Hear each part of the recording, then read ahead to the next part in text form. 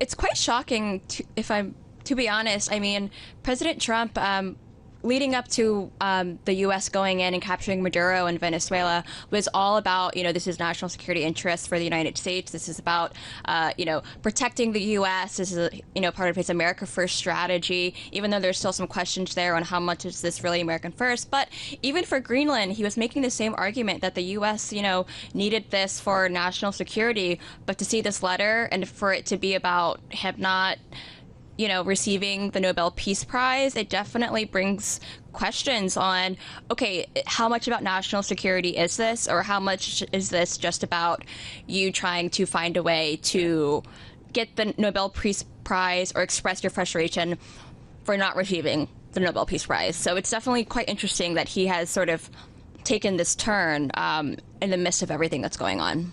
Yeah, absolutely. And I mean, you can well imagine this is going to dominate conversation at Davos, and the timing ahead of Davos, with the world's sort of most powerful, influential people, many of whom will be in front of microphones this week, is fascinating. So tell us, Skylar, I mean, Trump himself going to Davos, what's he hoping to achieve? Yeah, well, I mean, this is the first major gathering among the global elite, from business leaders to other country heads, and since Venezuela, and I guess the first major event of the new year, technically, but the president leading up to it has been talking about affordability, and he seems to want, it seems what we've gathered so far is during his major address, he's going to focus on housing and affordability. And back in the U.S., this is a midterm year, and for his base, for Republican voters, there is some frustration, some anxiety on his policies. I mean, from tariffs to sort of everything that he's done in his first year in office, there's a lot of questions on how are his policies translating to voters as prices in the U.S.